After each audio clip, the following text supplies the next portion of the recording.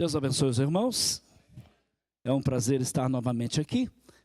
Eu me lembro que há quase 18 anos atrás, pastor Fernando, eu estive na igreja de vocês. Ela não era aqui, era provavelmente ali para o centro de São Francisco, juntamente com o pastor Miguel. O pastor Miguel me trouxe na igreja. Foi uma bênção e viemos acho que mais 2 ou 3 vezes. E hoje eu tenho o privilégio de estar aqui, não só com a minha esposa.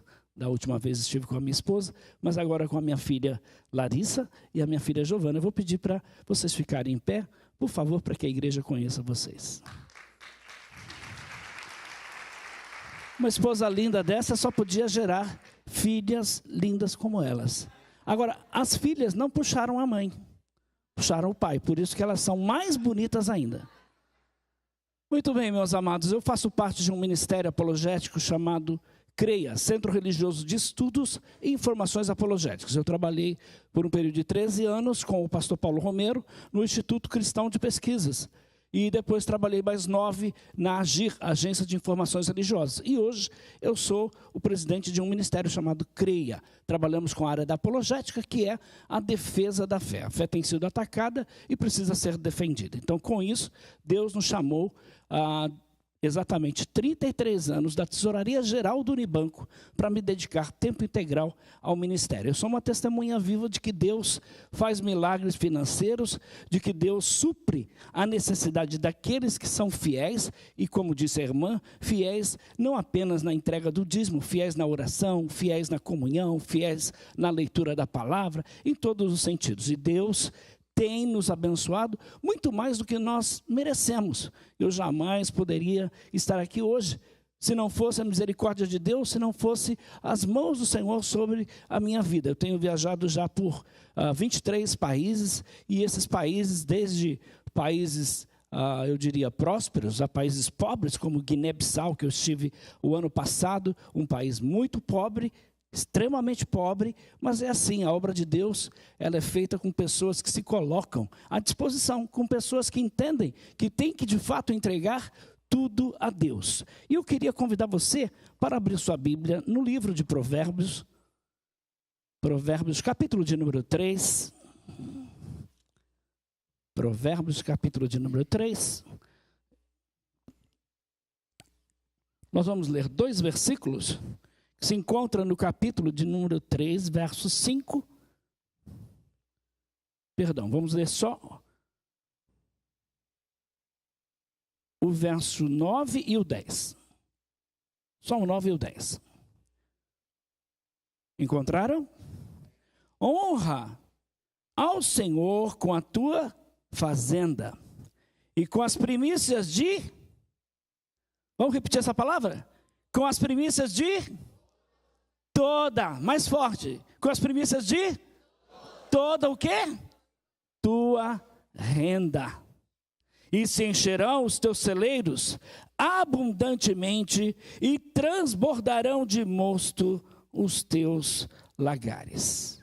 Então, com essa introdução, eu quero louvar a Deus pela vida do pastor Fernando e por tudo que tem acontecido na vida desta igreja. Eu louvo a Deus por essa sequência que os irmãos estão aí realizando. Estive no grupo de comunhão com o pastor Márcio, muito gostoso estar ali. Quando eu me dei conta, já era mais de 11 horas da noite, e aqui, 11 horas da noite, é muito tarde para você chegar na casa dos outros. Eu estou hospedado ali na casa do nosso irmão Humberto, né, com a sua esposa Rosânia, e aí me dei conta do horário e disse, vamos embora, porque estava tão gostoso aquela comunhão, com aquela comida maravilhosa, mas o importante não é a comida, o importante é estarmos juntos, compartilhando, né? Até foi falado isso, que comunhão não é apenas você comer na casa do irmão, é muito mais do que isso, né? E a igreja cristã, ela tem que viver esse período, que é o período que nós, acima de tudo, nos preocupamos com o próximo, queremos estar juntos, queremos estar reunidos. E falar sobre dízimo, falar sobre oferta, Talvez para você não é um negócio muito espiritual, talvez na sua concepção é um negócio um tanto material, é um negócio que foge daquele propósito. Ah, pastor, eu vim aqui porque eu estou com tantos problemas, eu estou com crise existencial, o senhor veio me falar de dinheiro, o senhor veio me falar de dízimo, o senhor veio me falar de oferta.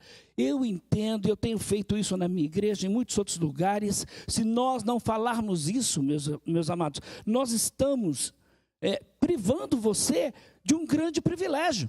Então eu digo que nós ofertamos, nós dizimamos, não para fazer uma barganha com Deus. Não, não é nada disso. Nós dizimamos e ofertamos porque Deus tem sido fiel. Deus tem nos abençoado muito além do que nós pedimos, muito além do que nós pensamos, imaginamos, muito além do que nós precisamos. Então Deus de fato tem nos abençoado, e esse é um tema, eu diria, um dos temas mais polêmicos que está na Bíblia, é a questão acerca de dízimo e oferta. Então, ao meu ver, a análise bíblica do tema se torna ainda mais complexa por tratar de dinheiro. Então, em outras palavras, por se tratar do sustento, tanto de fiéis, quanto também da igreja do Senhor Jesus. Então, os fiéis, nós como fiéis, nos preocupamos em quê? Em achar textos bíblicos que nos permita aí reduzir, ou até mesmo, como alguns propõem, abolir a questão do dízimo. Por outro lado, a igreja teme perder dizimistas, nenhum pastor gosta de perder dizimistas, e ainda mais dizimistas fiéis, e com isso ela vê abalada a sua administração financeira. Então, em dias como estes que estamos vivendo, dias de egoísmo, dias que infelizmente se faz presente aí de forma substancial, nós podemos perceber que um número significativo de cristãos tem desenvolvido uma espiritualidade hedonista. É incrível como nós estamos vendo essa geração de pessoas voltadas para si. Quando a gente fala de entregar tudo a Cristo, a gente canta, mas a gente não vive isso. E o que a gente canta, a gente tem que viver. Não podemos só apenas ser cristãos de palavras. Não podemos amar só de palavras. Temos que amar de fato e de verdade. Então, quando nós cantamos aqui, eu gosto muito daquele hino, tudo entregarei. Você tem que entender que tudo que você tem pertence a quem? Teus filhos são teus? Mas a gente diz, são meus filhos. Teu carro é teu? Teu dinheiro é teu? Infelizmente nós não entendemos muito bem essas coisas. E temos uma teoria e a prática é totalmente oposta à teoria. Então, em dias como estes que estamos vivendo, dias do secularismo, dias do materialismo, dias do relativismo, dias de um egoísmo muito grande, a gente tem infelizmente visto isso acontecer dentro da igreja. Então hoje, o mais importante não é dividir. As pessoas não estão preocupadas em dividir. O que importa é receber. Então hoje a espiritualidade, ela não é medida por aquilo que você é. Ela é medida por aquilo que você tem. Então nós estamos na América, mas por exemplo nos Estados Unidos, o irmão encosta lá um carro último modelo. Um carro luxuoso, último modelo. O que os irmãos vão dizer? Ô irmão, que bênção, hein? Aleluia, glória a Deus, o irmão está na bênção, esse irmão é um abençoado, não é assim? Por quê? Porque nós medimos a espiritualidade por aquilo que as pessoas têm. E isso não é verdade, à luz da Bíblia, não é verdade. Nós não podemos medir a espiritualidade de ninguém por aquilo que a pessoa tem. Então, nós só queremos receber. E, infelizmente, as nossas orações são extremamente egoístas. Nós chegamos a Deus e só pedimos. Nós, muitas vezes, quando ofertamos, é porque queremos receber. E aí, algumas igrejas têm as suas campanhas, algumas igrejas fazem aí o voto, Você tem que dar tanto para receber tanto. Conceitos totalmente deturpados. Eu, toda vez que ministro na nossa igreja é uma igreja pequena, num bairro pobre da zona leste de São Paulo, e ali a gente ministra o seguinte, e os irmãos da nossa igreja têm essa conscientização. Eu contribuo porque sou abençoado, eu não contribuo para ser abençoado. Nós não podemos agir desta forma. Porque não é toma lá da cá, não existe barganha com Deus. O nosso Deus não se vende a dízimo de ninguém, a oferta de ninguém. Infelizmente, a mídia está aí, os pregadores, os televangelistas estão pregando um evangelho deturpado, que quanto mais você der o seu dinheiro, mais Deus vai dar para você. Nós não ignoramos que Deus nos abençoa, nós não ignoramos que de fato temos que ser fiéis a Deus, mas nós devemos entender que como cristãos, o importante não é receber, o importante é de fato dividir. Eu louvo a Deus porque Deus tem sido fiel, meus irmãos. Eu falava para Humberto que eu vinha para cá, a gente estava sem carro, eu não queria alugar um carro porque não tinha condições, eu sou missionário, a gente vive pela fé. Eu larguei a tesouraria geral do Unibanco, vou contar meu testemunho rapidamente para vocês, como Deus tem suprido nossas necessidades. Aí estava com um Mercedes antigo, que a princípio estava parado lá 5 meses na garagem da irmã, mas a irmã resolveu nos abençoar e disse: pastor, eu tenho o carro, eu posso emprestar para o senhor não vai ter que alugar, só que o senhor vai ter que pagar umas taxas aí, porque faz tempo que eu não pago as taxas. Eu falei, meu Deus do céu, quanto será que é isso? Aí fomos pagar as taxas, deu $300, pagamos as taxas. E começamos a andar ali na área de Los Angeles com o carro. De repente estourou o pneu, $50. Eu lembrei, o pastor Fernando, falando da época dele. Eu sei o que é isso, viu, pastor Fernando? Hoje, lá no Brasil, eu tenho uma Space Cross. E essa Space Cross é 2014, nunca me deu problema, graças a Deus. Mas eu também passei por alguns perrengues com relação a carro, muita dificuldade com o ministério, trabalhando de tempo integral no ministério, mas Deus tem sido fiel e tem nos abençoado até aqui, meus irmãos. Deus tem feito muito mais do que nós pedimos. Então, nesta perspectiva de compartilhar com a igreja, a parte daquilo que recebeu é praticamente impossível. Por quê? Porque, infelizmente, muitas pessoas dentro das igrejas, elas estão mais interessadas em desfrutar do quê? Das bênçãos, do que até mesmo de contribuir para o reino de Deus, na causa do reino. Eu acho que alguns até conhecem a história.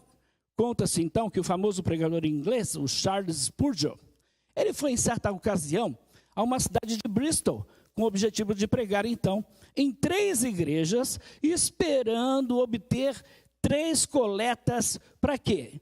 Ele queria mais ou menos 300 libras. E aí era a quantia que ele necessitava com urgência para o seu orfanato na cidade de Londres. As coletas então renderam realmente essa quantia. Ele ficou super feliz. Spurgeon estava muito alegre, muito feliz, contente. Por quê? Porque assim ele poderia honrar com o seu compromisso, que era pagar as despesas do orfanato. Entretanto, na noite, quando ele se recolheu para dormir, sabe o que aconteceu? Spurgeon ouviu uma voz, e o meu desejo é que você ouça essa voz, sempre.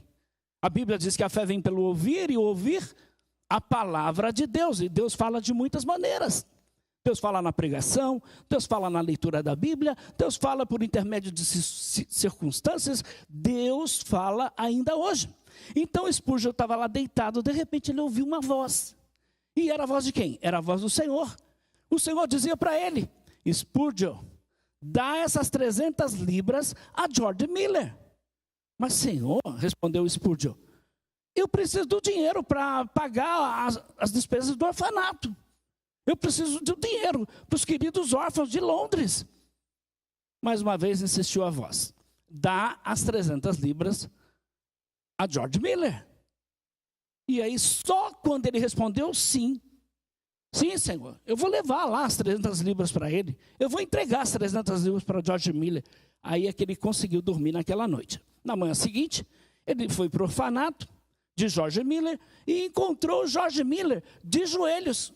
George Miller estava orando diante de si com a Bíblia aberta, e aí o célebre pregador, ele então, pondo a mão sobre o ombro do outro, disse: Jorge, Deus me mandou vir aqui, Deus me mandou entregar para você esse dinheiro. Aí, George Miller exclamou: oh, querido Spurgeon, eu estava a pedir ao Senhor precisamente essa quantia que você está aqui doando para a gente. Aí os 2 homens de ação, os 2 homens de Deus se alegraram muito. Mas a história não termina aí. A história continua.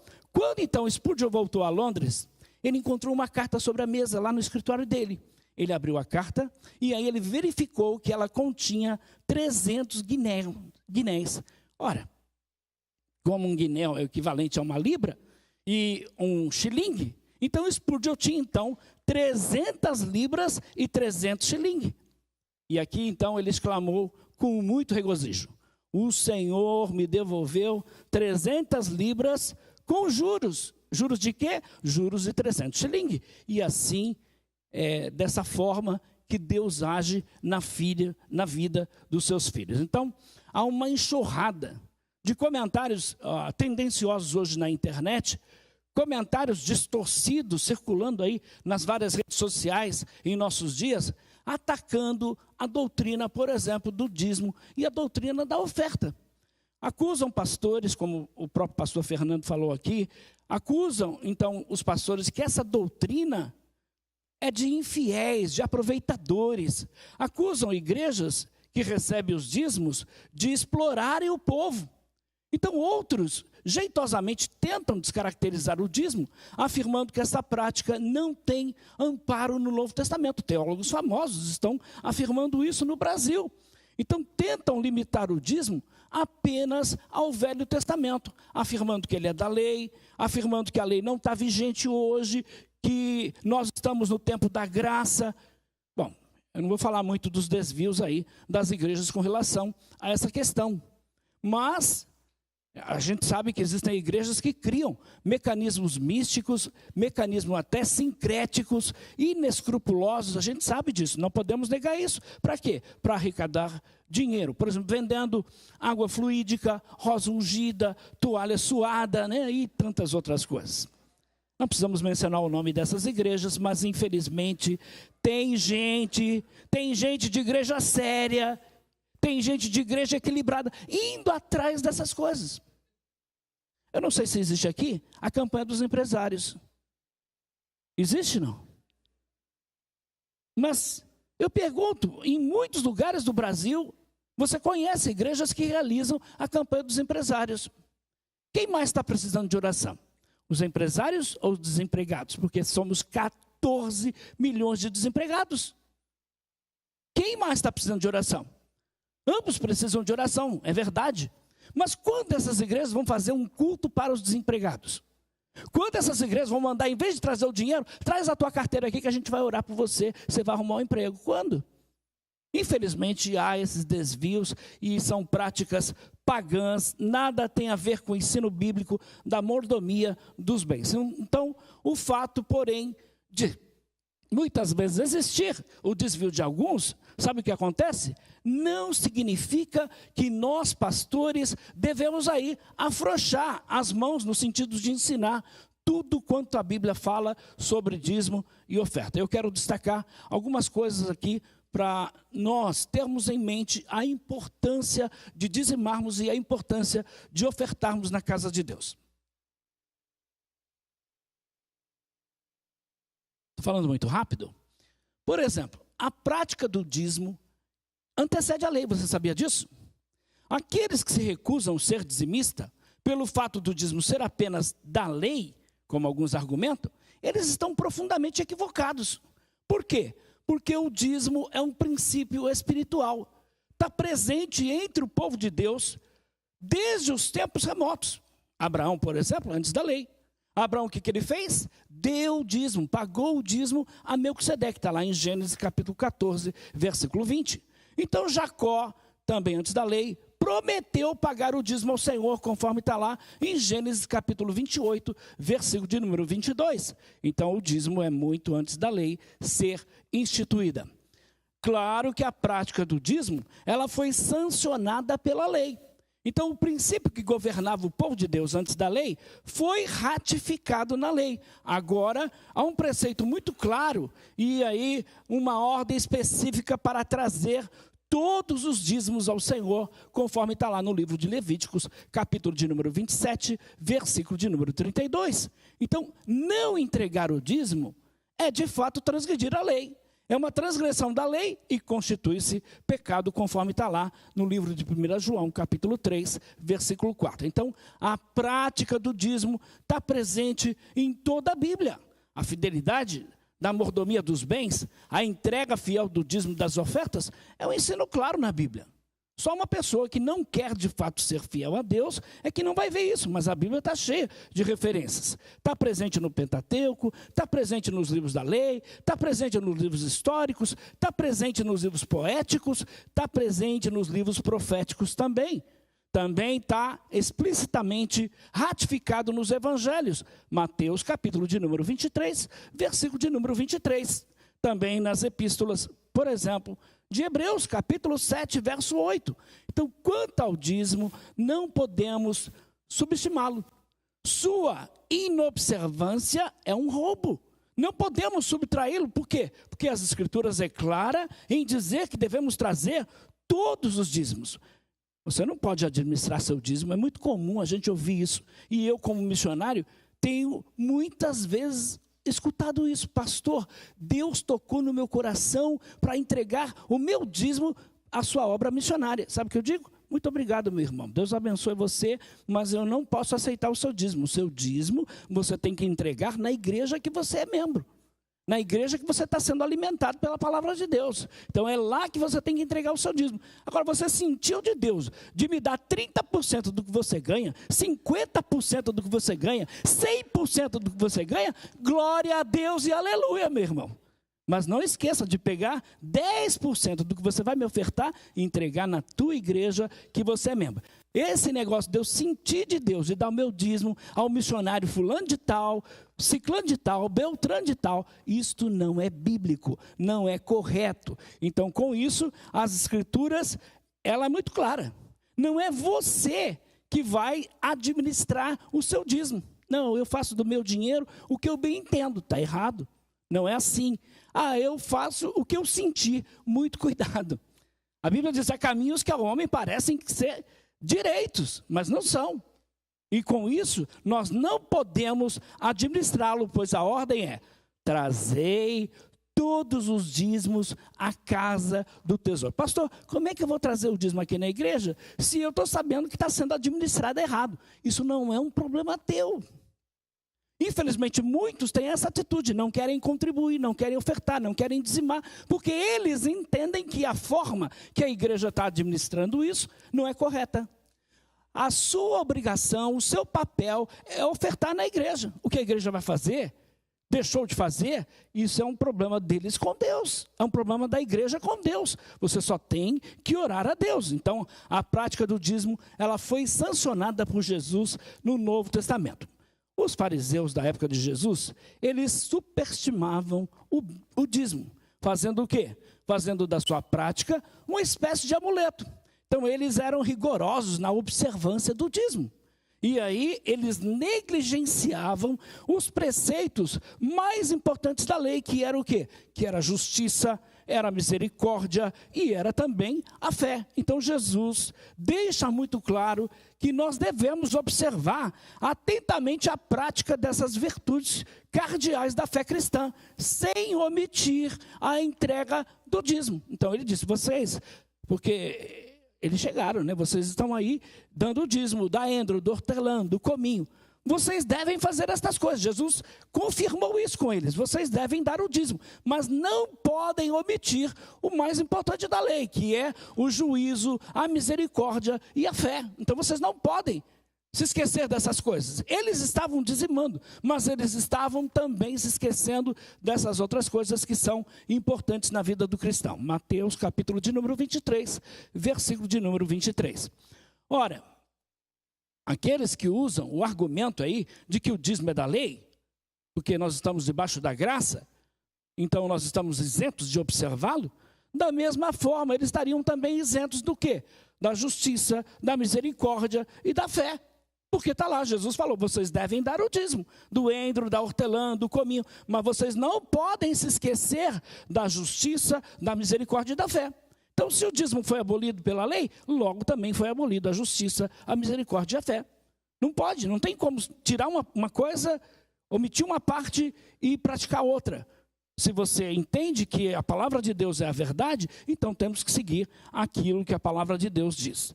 Então, só pensar assim já seria uma tragédia. A prática do dízimo é um preceito divino, não pode ser alterado ao longo dos séculos. Então, muita igreja, por exemplo, muitas igrejas querem adotar princípios estabelecidos aí pelo apóstolo Paulo no levantamento de coleta para os pobres da Judéia. Como que? Um substituto para o dízimo. E isso é um equívoco, é uma falsa interpretação do texto, como da carta de 2 Coríntios, capítulo de número 8 e capítulo de número 9. Então, 2 Coríntios, capítulo 8, capítulo 9, trata do quê? De uma oferta específica para uma causa específica. Então, Paulo jamais teve o propósito de que essas orientações fossem substituto para a prática do dízimo. Há igrejas aí na Europa, nos Estados Unidos, né? Enfim, que estabelece uma cota para cada família. E aí a família tem, então a igreja estabelece um orçamento e a igreja estabelece uma cota para cada família para cumprir o orçamento da igreja. Vocês aqui fazem isso, não? Tem igrejas que fazem isso, tá? Então, aí essas igrejas, por serem endinheiradas, por terem muita grana, eles reduzem esta contribuição a 5%. Ou a 3% do rendimento. Enfim, tem igrejas que não vão falar sobre essas coisas. Não, aqui nós não falamos de dinheiro, aqui nós não falamos de oferta. Eu pergunto, como é que a igreja vai se manter? Como é que a igreja vai poder fazer a obra missionária? Como é que a igreja vai arcar com as suas despesas? Então, ela depende. De fato, meus irmãos, Deus não precisa do meu dinheiro. Deus não precisa do teu dinheiro. Não, Deus, Ele é o dono do ouro e da prata, não é isso que a gente ensina? Deus precisa do teu dinheiro? Não, mas a obra dele precisa. Eu pergunto, alguém pode fazer missões sem contribuição, sem dinheiro? Alguém pode? Tem alguma companhia aérea dando passagem de graça para missionários? Por favor, me diz, me avisa, porque eu quero voltar para a África, eu quero ir para a Índia, eu quero ir para muitos outros lugares. Tem alguma companhia aérea? E eu pergunto, quando chega numa cidade é tudo de graça? Comida de graça, hospedagem de graça, tudo de graça? Não é assim, meus irmãos. Então, com isso, nós devemos contribuir. Eu pergunto, tem a igreja a competência para mudar um preceito divino? Será que alguma igreja pode fazer isso? 1000 vezes não, eu digo não. Importa antes obedecer a Deus do que obedecer aos homens. Então, existe uma história que diz o seguinte: uma mãe mandou o filho, então, ir comprar chiclete e dar o dízimo do Senhor na igreja. Ela deu dinheiro para ele, disse assim: olha, esse aqui você vai então comprar um chiclete, você quer um chiclete? Agora, esse outro dinheiro você vai dar lá na igreja, é o teu dízimo. Aí o menino, interessante, ela deu as 2 moedas, aí o menino saiu para comprar o chiclete. Enquanto ele estava indo, a moeda caiu lá num bueiro. E o menino disse assim: vixe, meu Deus do céu, eu perdi a moeda do dízimo do Senhor.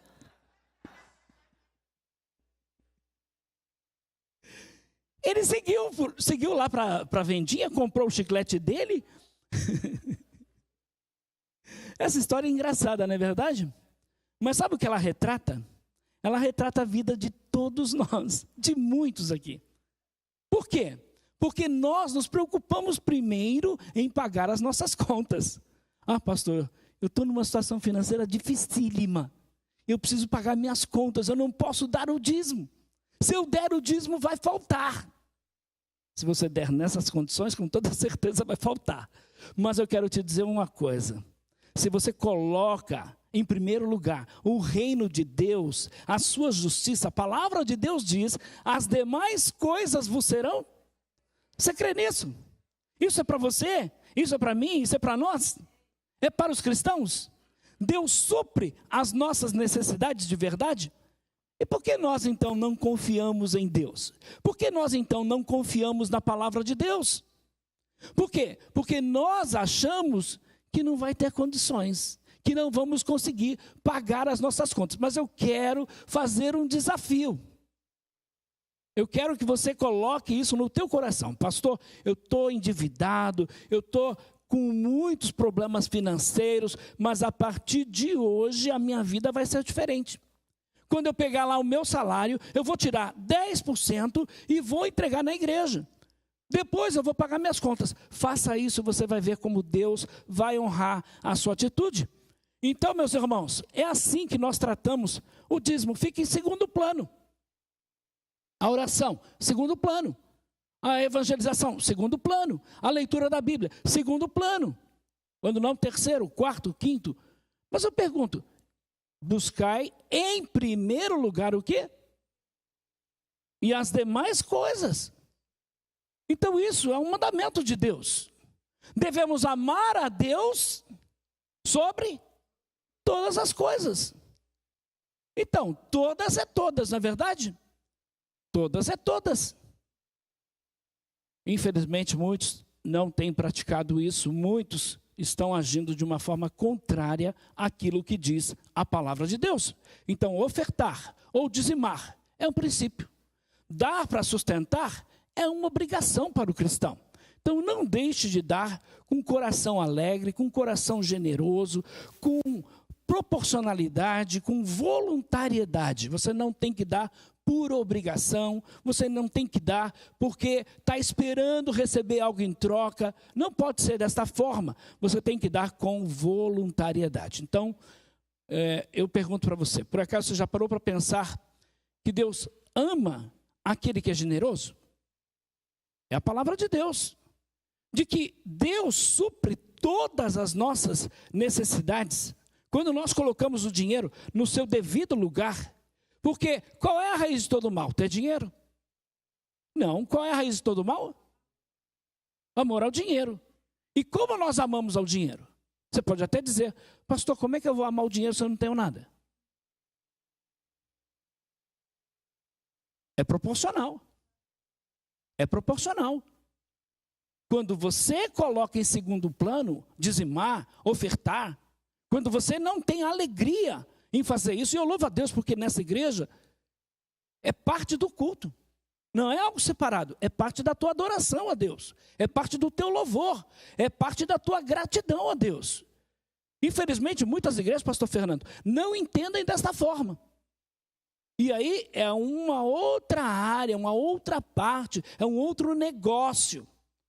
E dizimar e ofertar não é negócio nem aqui, nem na China. Então, o que o dinheiro significa para você? Esta é a pergunta que eu te faço. O que o dinheiro significa para você? Que grau que o dinheiro tem importância na tua vida? Agora eu pergunto, quem não gosta de dinheiro? Levanta a mão, quem não gosta de dinheiro? Quem não gosta? Se você não gostar de dinheiro, por favor, passe para mim tudo que você tem, porque eu gosto. O problema não é gostar de dinheiro, o problema é amar o dinheiro. O problema é colocar o dinheiro como sendo o maior objetivo da tua vida, e não é assim. Agora, a minha pergunta é, qual é o grau de importância que ele tem para a sua vida? Você já se deu conta, por exemplo, que por causa do dinheiro, pais, filhos, sogras, noras, esposos, esposas, cometem aberrações? Que muitos lares são desfeitos por causa do dinheiro? Eu quero acreditar que nesta igreja isso não esteja acontecendo. Se o teu marido não te der o último vestido, a última lavadora, a última televisão, o último iPhone, você não vai brigar com ele por causa disso. Fala a Deus, alguém está dizendo aí, né? A Bíblia nos ensina várias coisas acerca do dinheiro. O conhecimento de verdade, como essas, devem fazer parte da nossa vida, devem fazer parte para que a gente assuma uma posição diante de Deus. E se você não tem sido fiel na entrega dos teus dízimos, nas tuas ofertas, eu quero que você hoje, o Espírito Santo toque no teu coração e você mude a sua atitude. E você coloque de fato isso como prioridade. Por quê? Porque você vai ver o que Deus vai fazer na tua vida. Então não se esqueça, tudo que você possui pertence a quem? A Deus. Então, de modo que aquilo que não é nosso, e sim daquele que é o Senhor de todas as coisas, também decida em teu coração, decida aí de todo o teu coração servir a Deus e não ao dinheiro, porque é muito comum as pessoas servirem ao dinheiro. Em vários países, ele vive em função do quê? Do dinheiro. Ele vive em função do ter e não mede esforços. Sacrifica tudo, sacrifica a igreja, sacrifica a família, sacrifica tudo. E eu não quero que isso aconteça com você. E eu tenho certeza que o pastor Fernando, o pastor Max e os pastores da igreja não querem que isso aconteça também na sua vida. Então, fuja. Devemos fugir da avareza. Devemos fugir do espírito desse século, que de todas as formas possíveis tentam fazer o quê? Tentam injetar em nós um desejo de uma vida hedonista, um desejo de uma vida egoísta. Então, comprometa-se com a promoção do reino de Deus na igreja local, na disseminação do evangelho pelo mundo inteiro. E eu quero concluir dizendo o seguinte: contribuir com o teu dízimo, contribuir com a tua oferta, é de fato fazer a vontade de Deus. É de fato colocar o reino de Deus em primeiro lugar. Agora, não coloque estas coisas em segundo plano. Coloque estas coisas em primeiro plano. Dizimar e ofertar é uma característica de maturidade. Está crescendo na fé? Está crescendo por intermédio da oração? Está crescendo por intermédio da palavra? Está crescendo por intermédio da comunhão? Cresça também por intermédio da sua contribuição. Sem contar as bênçãos e benefícios relacionados aí com ofertar e dizimar. Thomas Hardy escreveu uma célebre frase que eu quero citar aqui. A felicidade não depende do que nos falta, mas do bom uso que fazemos daquilo que possuímos. E eu vou terminar de verdade com a frase de John Wesley. Ganhe o máximo que você puder, gaste o mínimo que você conseguir para ofertar o máximo que você for capaz. Isso disse John Wesley.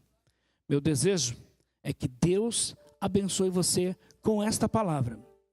Eu abandonei uma tesouraria geral do Unibanco no Brasil, exatamente há 33 anos atrás, para me dedicar tempo integral, sem salário fixo, dependendo de Deus. Fazem 33 anos, viu? Que filha linda que eu tenho, as duas. Tenho mais 2 filhos. Tenho uma filha de 32 e um filho de 25. Nunca faltou o pão, nunca faltou roupa. Deus nos abençoou, meus irmãos. Quando surgiu o PlayStation, meu filho, então eu vim da América, meu filho dizia assim: pai, traz um PlayStation para mim. Eu não podia pegar as ofertas que eu recebia e comprar um PlayStation para o meu filho. Não podia. Mas, meus irmãos, Deus tocou no coração de um menino e ele não sabia disso. Sabia que eu tinha filhos. Deus tocou no coração de um menino da igreja do pastor Miguel. E num belo dia ele veio e disse: pastor, isso aqui é para o teu filho. Normalmente a gente que prega ganha muito oferta para nós. Por exemplo, esse terno, está vendo aqui? Gostou, Max? Sabe que marca é essa? É um terno italiano. Talvez o defunto era maior, mas... talvez. Mas é um terno italiano. Quando eu ia poder comprar um terno, um paletó italiano? Quando eu ia poder usar uma camisa do Dalina, original?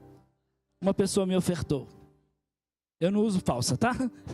Original. Isso é a fidelidade de Deus. Eu estava pregando o evangelho. 2 minutos? Eu estava pregando o evangelho, Deus nos levou para o Rio de Janeiro e eu tinha uma proposta de evangelizar as favelas no Rio de Janeiro. E fomos e começamos um trabalho muito bom nas favelas, até que não houve condições, nós voltamos para São Paulo, e aí onde íamos morar? Um médico em San Diego, na Califórnia, chinês, eu não conhecia ele, mas ele sabia do meu trabalho. Ele mandou um recado para um amigo meu: fala para o pastor Joaquim que eu tenho um apartamento na Avenida Paulista, ele pode morar lá, em frente ao metrô Brigadeiro. E nós moramos 14 anos na Avenida Paulista, em frente ao metrô Brigadeiro. Aí o chinês disse assim: pastor, nós queremos fazer o seguinte, nós vamos acertar os documentos, vamos vender o apartamento. Eu disse: agora estou na rua. Mas o chinês falou: 40% da venda do apartamento vai como oferta missionária para você. Eu não tinha uma casa. Compramos um terreno e temos 2 casas. Eu moro em uma, minha filha, seu esposo, meus 2 netos moram em outra casa. Quem não tinha uma casa? Eu poderia contar tantos testemunhos, meus irmãos, da fidelidade de Deus, mas olha, só para vocês terem uma ideia. Eu não tenho salário fixo, eu não tenho fundo de garantia, eu não tenho férias, eu não tenho 13º. Eu não tenho nada disso. Mas por um período de quase 3 anos eu sustentei um missionário na Jocum, porque a igreja tirou o sustento dele. Agora mesmo nós estamos pagando com a nossa oferta, com o nosso dízimo, pagando um seminarista que está estudando no seminário do Betel brasileiro. Eu não posso fazer essas coisas, mas o Deus que eu sirvo, Ele pode fazer muito mais. Amém, amados? Deus abençoe os irmãos. Deus abençoe os irmãos.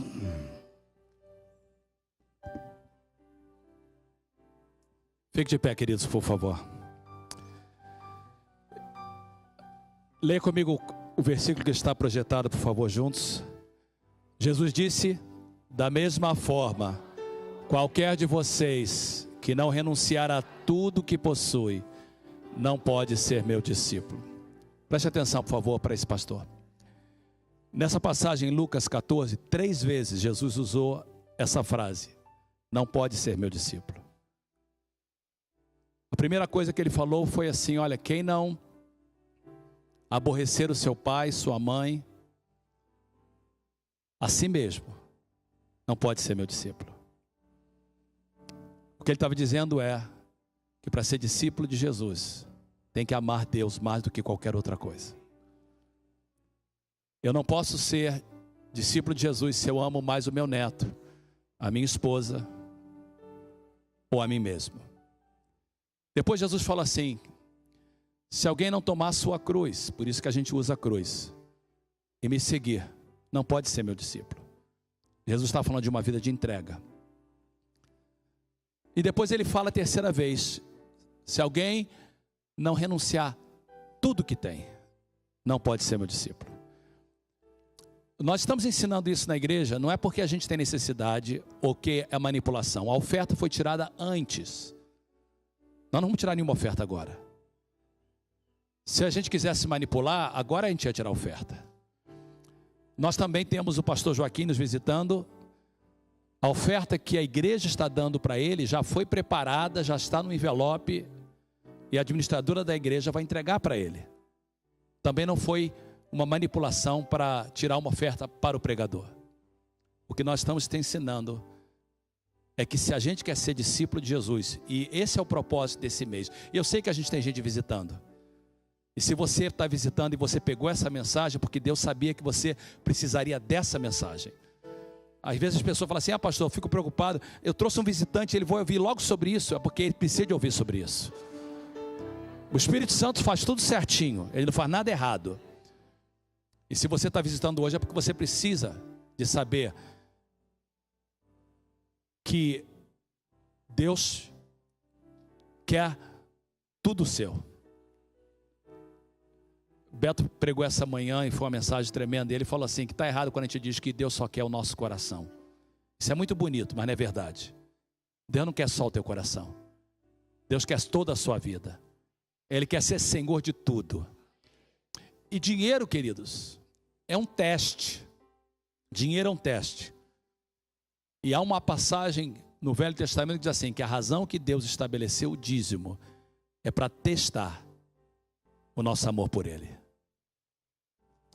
Dizimar é uma prova do nosso amor. E como é que Deus é tremendo? Ele fala assim, olha aqui, eu quero que você renuncie a tudo, me entrega tudo. Aí você entrega para Deus tua casa, teu carro, teu dinheiro, teus filhos, é tudo dele. Aí Deus fala assim, ok, é tudo meu? É, mas você pode ficar com ele. Cuida do teu filho, vive na tua casa, anda no teu carro. Que Deus maravilhoso é esse, queridos? Quantos de vocês já deram alguma coisa para alguém e essa pessoa disse assim, você me deu, mas fica com ela? Não acontece, quanto mais se for tudo. Aí Deus fala assim, você me entrega tudo. Aí você entrega a tua casa, teu carro, tua casa, teu dinheiro. Aí Deus fala assim: tudo bem, é meu? É, mas pode morar nela. Pode ficar no teu carro. Pode amar a tua esposa, pode amar o teu esposo, pode cuidar dos teus filhos. Aí ele fala assim: eu só quero que você faça uma coisa. Entrega 10% e coloca na minha obra.